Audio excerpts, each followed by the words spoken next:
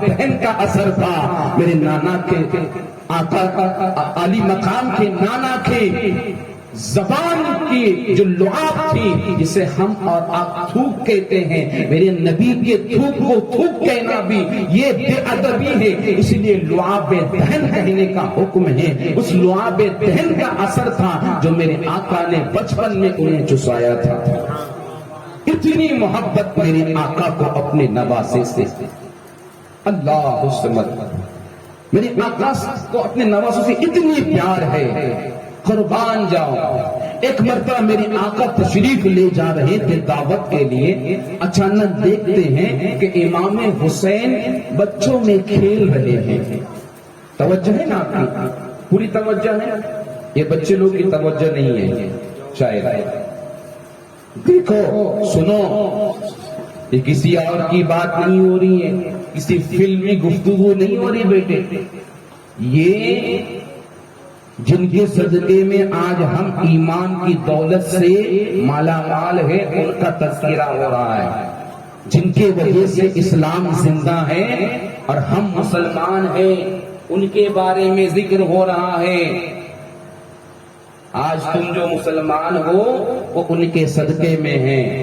ان کی وجہ سے ہے، ان کی قربانی کے بنا پر ہے۔ اس لیے دھیان سے سنو، ساری باتوں کو ذہن میں رکھو اور اپنے اندر وہ جگر پیدا کرو کہ ہمیشہ حق پر رہو گے، کیونکہ حق پر جو رہتا ہے اسی کا بول بالا ہوتا ہے،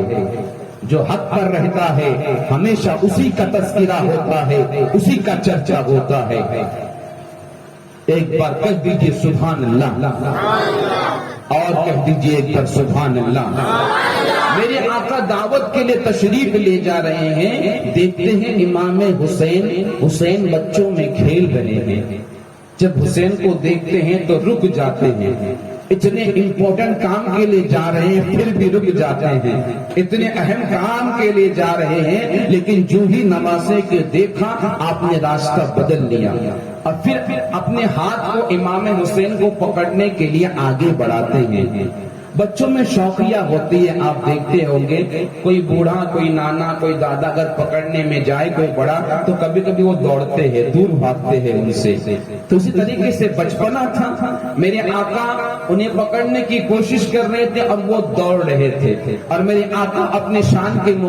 مطابق ان کے پیچھے پیچھے دوڑ رہے تھے۔ آخر میں دوڑتے دوڑتے انہیں پکڑ لیے۔ پکڑنے کے بعد ایک ہاتھ کو اس طرح گردن پہ رکھیں اور ایک ہاتھ کو اس طرح پکڑے، اس طرح پکڑ کر میرے آقا فرماتے گئے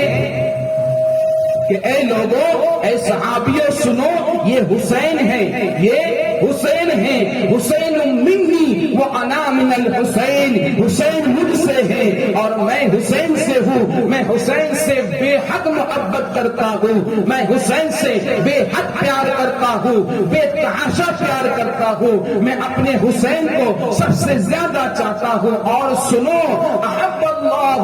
من احب حسینا، اور جو حسین سے پیار کرے گا اللہ اس سے پیار کرے گا، جو حسین سے پیار کرے گا، جو حسین سے محبت کرے گا اللہ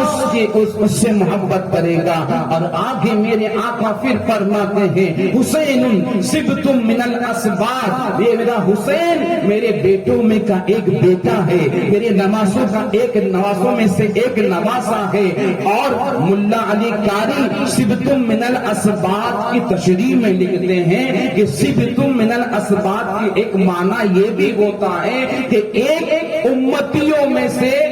امت میں سے بہت سارے امتوں میں سے ایک امت میرا حسین ہے، ایک امت میرا حسین ہے۔ یعنی حسین کی شان و شوکت عظمت یہ ہے کہ ایک گویا ایک امت کے برابر میرے حسین کا مقام ہے۔ صبتم من الاسباط میرے آقا نے فرمایا، اور یہ جو جملہ ہے کہ حسین منی، اگر اس کی تشریح کرنے اگر ہم بیٹھے یا اہل علم اس کی تشریح کرنے بیٹھے تو تشریحات کے ابواب ختم ہو جائیں گے، حسین منی اس لفظ کا اگر تشریح کرنے جائیں، ملا علی قاری لکھتے ہیں اس حدیث کی تشریح میں، اس جملے کی تشریح میں کہ حسین منی، کہ حسین مجھ سے ہیں، اس کا مفہوم یہ ہے کہ گویا آقا یہ بتا رہے ہیں، آقا یہ کہہ رہے ہیں کہ میں جانتا ہوں کہ حسین کے ساتھ کربلا میں کیا ہونے والا ہے، میں جانتا ہوں کہ یہی میرا حسین ہے جسے 3 دن تک کربلا کی دھرتی پر پیاسا رکھا جائے گا، یہی میرا حسین ہے جس کے سامنے ان کے بچوں کو ذبح کیا جائے گا، یہ میرا وہ حسین ہے جس کے سامنے ان کے قریبی کو، ان کے رفقا کو، ان کے دوستوں کو، سب کو ان کے سامنے ذبح کیا جائے گا، میرا وہ حسین ہے کہ جس کے خاندان کے خون کو وہاں کربلا کی دھرتی پر بہایا جائے گا، کربلا کی سرزمین پر بہایا جائے گا۔ گویا اللہ کے رسول یہ کہہ رہے ہیں حسین منی، اے لوگوں سنو، تم ایسا کرنے والے ہو، میں جانتا ہوں یہ جو کچھ بھی ہونے والا ہے میرے حسین کے ساتھ میں، یہ کوئی اور نہیں کرنے والے ہیں، وہ کوئی کافر نہیں ہوں گے، کوئی اور نہیں ہوں گے، کوئی دشمن نہیں ہوں گے، میرا کلمہ پڑھنے والے لوگ ہوں گے۔ اے لوگوں جو میرا کلمہ پڑھتے ہو، تم ایسا کرنے والے ہو تو یاد رکھنا حسین منی، مجھ سے حسین ہے، وَأَنَا مِنَ الْحُسَيْنِ، اور میں حسین سے ہوں۔ حسین مجھ سے ہونے کا مطلب یہ ہے کہ یاد رکھنا جس نے جو محبت کے معاملے میں جس طرح سے پیار کرنا، میرے ساتھ میں پیار کرنا، مجھ سے محبت کرنا واجب ہے، اسی طریقے سے میرے حسین کے ساتھ میں بھی پیار کرنا واجب ہے، میرے حسین کے ساتھ میں بھی محبت کرنا واجب ہے۔ حسین منی وَأَنَا مِنَ الْحُسَيْنِ، یاد رکھنا حسین مجھ سے ہے، یعنی مفہوم یہ ہے، مطلب یہ ہے، سنو میرے دیوانوں، میرے کلمہ پڑھنے والوں، جس نے اس سے پیار کیا اس نے مجھ سے پیار کیا، جس نے اس سے دشمنی کی اس نے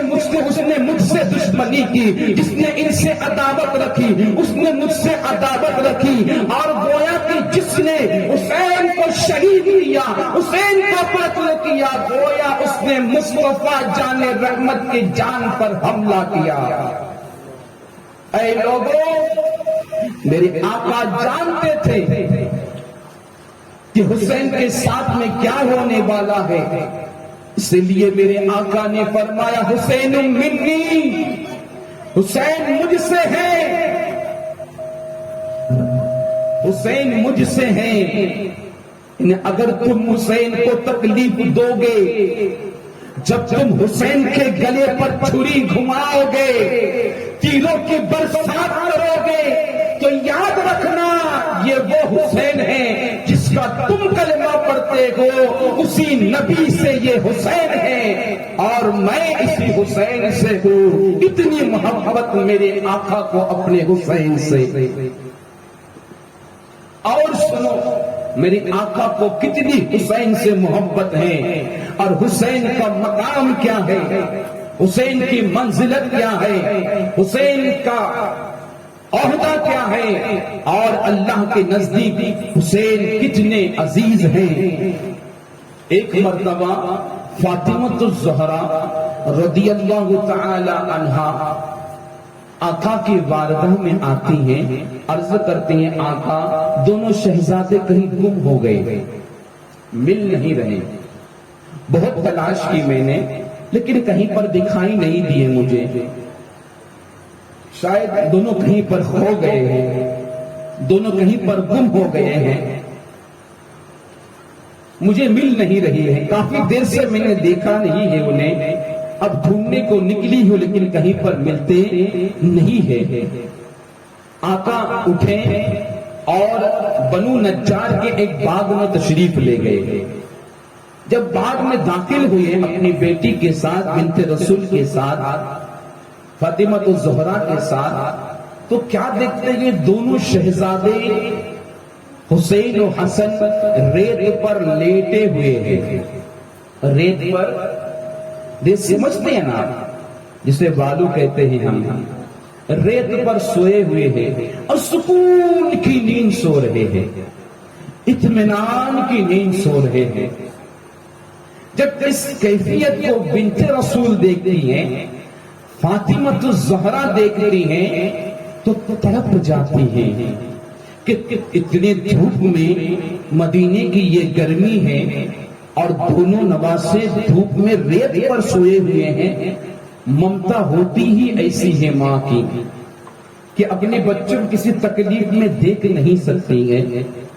آج دنیا کی ماؤں کی آپ حالت دیکھ لو کہ اپنا بچہ اگر تکلیف میں ہے تو ان کی ممتا تڑپ جاتی ہے۔ تو یہ ماں کا تقاضا تھا، ممتا کے تقاضے تھے کہ جب دیکھتی ہے خاتون جنت سیدہ طاہرہ کہ دونوں شہزادے سوئے ہوئے تڑپ جاتی ہیں، دیکھ کر دل دہل جاتا ہے، ہائے میرے دونوں لال جگر کے ٹکڑے، دونوں میرے شہزادے ریت پر تپتے ہوئے دھوپ میں سوئے ہوئے۔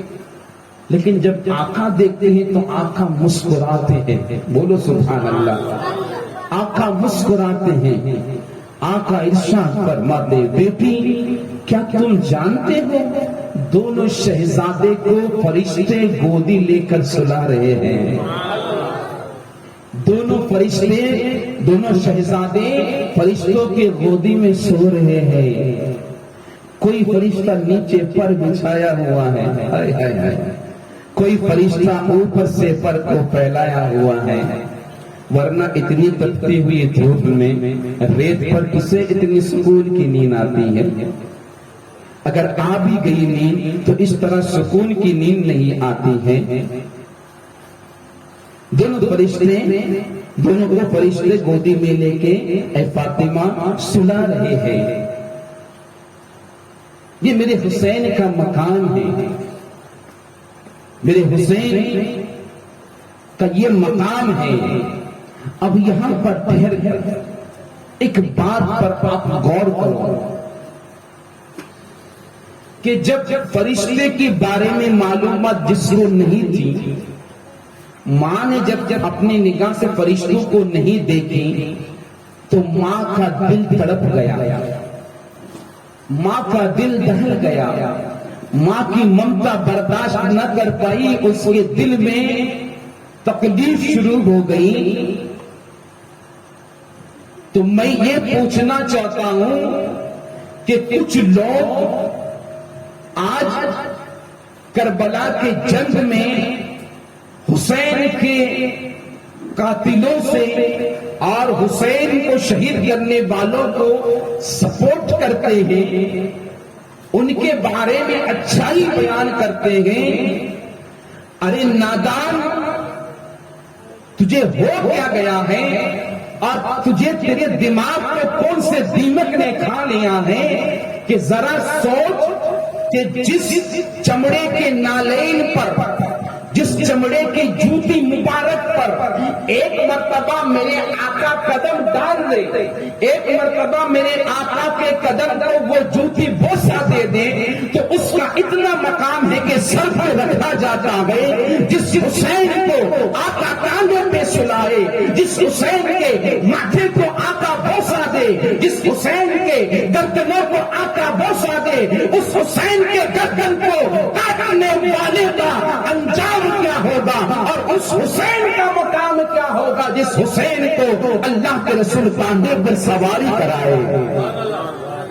سوچ، اور یہ بھی یاد رکھ ان لوگوں کا انجام بہت ہی بھیانک ہے جنہوں نے حسین کو شہید کیے اور جنہوں نے اس سازش میں ساتھ دیے، اور تاریخ نے دیکھا کہ ان کا انجام بہت بھیانک ہوا اور آخرت میں بھی ان کا انجام بہت ہی بھیانک ہونے والا ہے۔ تو اے میرے حسین کے دیوانوں، ذرا سوچو تو صحیح کہ ایک ماں کی ممتا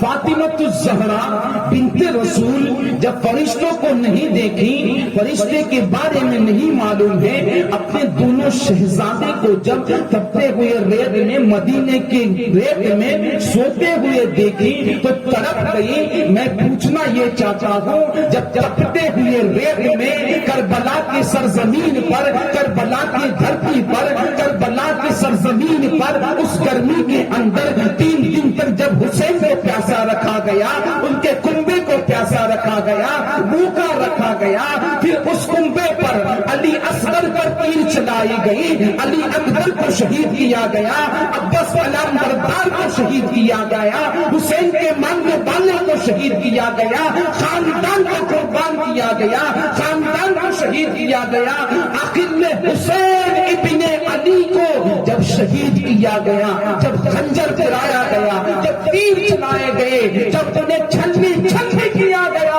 تو بتاؤ اس فاطمۃ الزہرا کے دل میں کیسی طرف ہو گئی؟ وہ نانا جان مدینے سے کیسے ڈرتے ہوں گے؟ یقیناً ڈرتے ہوں گے۔ اور آج کچھ نادان یہ کہتے ہیں کہ نہیں، وہ تو پراپرٹی کا جنگ تھا، وہ تو تخت و تاج کے لیے جنگ تھا، حسین تو باغی تھا، معاذ اللہ۔ سن، تو آج کہہ رہا ہے تیرا انجام بہت بھیانک ہونے والا ہے، اور یاد رکھنا ایسے عقیدے دینے والے، ایسے بات کہنے والے یہ بالکل اسلام سے خارج ہے، اسلام کے یہ مسلمان ہو ہی نہیں سکتے ہیں، اس لیے کہ جس نانا نے حسین کی ذرا سی تکلیف برداشت نہیں کی اور کربلا میں اسے شہید کر دیا گیا، اور یہ کہتے ہیں کہ حسین باغی تھے، معاذ اللہ۔ آج ہو کیا گیا ہے؟ آج کچھ لوگ ایسے بھی ہیں، میں ایک آخر میں آپ کو ایک اور عقیدے کی بات بتا دوں۔ ایک ہمارے اندر ایک ماحول ایسا بنا ہوا ہے کہ ہم کو سب کچھ چلتا ہے، سب کچھ چلتا ہے، نہیں ہم کو یہ بھی چلتا ہے، وہ بھی چلتا ہے، ادھر بھی ہم جاتے ہیں، ادھر بھی ہم جاتے ہیں، ادھر بھی جائیں گے، ادھر بھی جائیں گے۔ ہمارے پاس دلیل کیا ہوتی ہے؟ چاہے ہم جس کے پیچھے جا رہے ہیں، جس کے ساتھ جا رہے ہیں، وہ نبی کا گستاخ ہے، ہمیں کوئی پرواہ نہیں ہے، وہ نبی کے بارے میں اگر بکواس بکتا ہے ہمیں کوئی پرواہ نہیں ہے، اگر اہل بیت اطہار کی شان میں وہ گستاخی کرتا ہے ہمیں کچھ پڑی نہیں ہے۔ ہمارے اندر ایک طبقہ ایسا ہے کہ سب چلتا ہے۔ دلیل کیا ہے؟ کہ بھائی وہ بھی تو کلمہ کے شریک ہیں، یہی دلیل ہے ہمارے پاس۔ بولو ہے کہ نہیں ہے؟ دلیل کیا ہے ہمارے پاس؟ کہ وہ بھی کلمہ کے شریک ہیں، وہ بھی تو کلمہ پڑھتے ہیں، تو پھر ان کے ساتھ جانے میں کیا ہے؟ ان کے ساتھ رشتہ داری کرنے میں کیا ہے؟ ان کے ساتھ میں اٹھنے بیٹھنے میں کیا ہے؟ وہ بھی تو کلمے کے شریک ہیں۔ یاد رکھنا، کلمے کا شریک ہونا یہ حق پر ہونے کی دلیل نہیں ہے، کلمے کا شریک ہونا یہ حق پر ہونے کی دلیل نہیں ہے، صحیح عقیدہ ہونا، کلمے کی شریک ہونا صحیح عقیدے ہونے کی دلیل نہیں ہے۔ کوئی اگر یہ کہ کلمہ کا شریک ہے اس لیے ہم اسے فالو کرتے ہیں، بھلے وہ چاہے کچھ بھی کرے، اس کے کتابوں میں کچھ بھی لکھا ہوا ہو، وہ کسی کو بھی فالو کرے، ہم یہ سمجھتے ہیں کہ کلمہ کا شریک ہے تو اس کی پیروی کرنا ہمارے لیے رائٹ ہے، ہمارے لیے صحیح ہے، اس کے پیچھے جائیں گے تو ہم سیدھے راستے پر ہوں گے، صراط مستقیم پر ہو کر۔ یاد رکھنا، کلمے کے شریک ہونا دلیل نہیں ہے، اور یہ ہمیں بات کوئی اور نہیں بتا رہا ہے، کربلا کی سرزمین چیخ کر کہہ رہی ہے کہ دیکھ، اگر کلمے کے شریک ہونا صحیح ہونے کی دلیل ہوتی، صحیح راستے پر چلنے کی دلیل ہوتی، عقیدہ صحیح ہونے کی دلیل ہوتی، تو 72 خیمے میں امام حسین کے خیمے میں 72 تھے، وہ بھی کلمہ پڑھتے تھے، وہ بھی اذان دے رہے تھے، وہ بھی نماز پڑھ رہے تھے، وہ بھی نانا کا کلمہ پڑھ رہے تھے، اور جو سامنے موجود ہے، جو جنگ کے لیے آئے ہیں، لشکر جرار ہے، یزیدی لشکر ہے، وہ بھی کلمہ پڑھتا ہے، وہ بھی کلمے کا شریک ہے، وہ بھی نماز پڑھ رہا ہے، ہے وہ بھی اسی نانا کا کلمہ پڑھ رہا ہے، تو حق ہونے کی دلیل کیا ہے؟ حق ہونے کی دلیل یہ ہے کہ جو کلمہ بھی پڑھے اور آل رسول اہل بیت اطہار پر اپنی جان نچھاور کرے وہ حق پر ہے۔ یہ ہے صحیح دلیل۔ دلیل یہ نہیں کہ خالی کلمہ پڑھ لیے تو کافی ہے، نہیں، دلیل یہ ہے کہ جو آل رسول سے اہل بیت اطہار سے محبت کرے وہ صحیح معنی میں صحیح راستے پر ہے۔ صرف کلمہ پڑھنا یہ کافی نہیں ہے، کیونکہ اس نواسے کو جنہوں نے شہید کیے وہ بھی تو نانا کا کلمہ پڑھتے تھے، بولیے نا، پڑھتے تھے کہ نہیں پڑھتے تھے؟ وہ بھی تو نانا کہیں گن گاتے تھے، وہ بھی تو لا الہ الا اللہ محمد رسول اللہ پڑھنے والے تھے۔ لیکن ایک طرف 72 ہے، 73 ہے، 72 ہے، اور دوسری طرف ہزاروں ہیں، تعداد بھی، کوانٹیٹی بھی۔ بسا اوقات ایسا بھی ہوتا ہے کہ ہم کوانٹیٹی دیکھ کر بھاگ جاتے ہیں، تعداد دیکھ کر پیچھے ہو لیتے ہیں، اور بھائی اتنے لوگ ہیں وہاں پہ، وہ کیا سب غلط ہوں گے؟ میاں اگر تعداد اور کوانٹیٹی بھی اگر دلیل ہوتی تو پھر یہاں تو 72 تھے، وہاں تو 1000 تھے۔ جو لڑنے کے لیے آئے تھے، اہل بیت اطہار پر ظلم کرنے کے لیے آئے تھے، وہ تو کوانٹیٹی اور تعداد میں کافی تھے، تو ہونا تو یہ چاہیے تھا کہ امام حسین کو ان کے ساتھ ہو جانا چاہیے تھا، تمام کے تمام اہل بیت اطہار کو ان کے ساتھ ہو جانا چاہیے تھا، کیونکہ امام حسین بھی جانتے تھے کہ یہ تو ہم میرے نانا کا کلمہ پڑھنے والے یہ بھی ہیں، اور یہ کوانٹیٹی بھی نہیں زیادہ ہے، یہ بھی نماز پڑھتے ہیں، سب کچھ کر رہے ہیں، لیکن پھر بھی امام حسین ان کے طرف نہیں گئے۔ کیوں؟ اس لیے کہ وہ حق پر نہیں تھے، کلمہ پڑھنے کے باوجود، نانا کا کلمہ پڑھنے کے باوجود حق پر نہیں تھے، وہ ان کی پیروی کر رہے تھے، اس کی پیروی کر رہے تھے جو نانا کے دین کو برباد کر رہا تھا، نانا کے دین کی تمام قوانین کو، تمام نانا کے لائے ہوئے دین کے تمام قوانین کی رد و بدل کر رہا تھا۔ وہ بیٹھ کر شراب بھی پیتا تھا اور شراب کو اپنے لیے حلال کہہ رہا تھا، وہ تمام خرافات کرتا تھا، ناچ گانے دیکھتا تھا اور اپنے آپ کے لیے حلال کہتا تھا۔ امام حسین جانتے تھے کہ یہ جتنے بھی ہیں یہ غلط آدمی کی پیروی کر رہے ہیں، اس یزید کی پیروی کرتے ہوئے آئے ہیں، لہذا یہ نہیں دیکھا جائے کتنے لوگ ہیں، یہ دیکھا جائے کہ پیروی کس کی ہو رہی ہے، پیروی کس کی ہو رہی ہے، کس کے حکم پر عمل ہو رہا ہے، کس کے نقشے قدم پر چلا جا رہا ہے، یہ دیکھا جائے۔ اللہ اللہ، اس کربلا کی دھرتی پر اس نواسی رسول کو شہید کیا گیا ہے، قربان جاؤ میرے آقا کی محبت اپنے نواسے سے۔ بات ہو رہی نا ہماری۔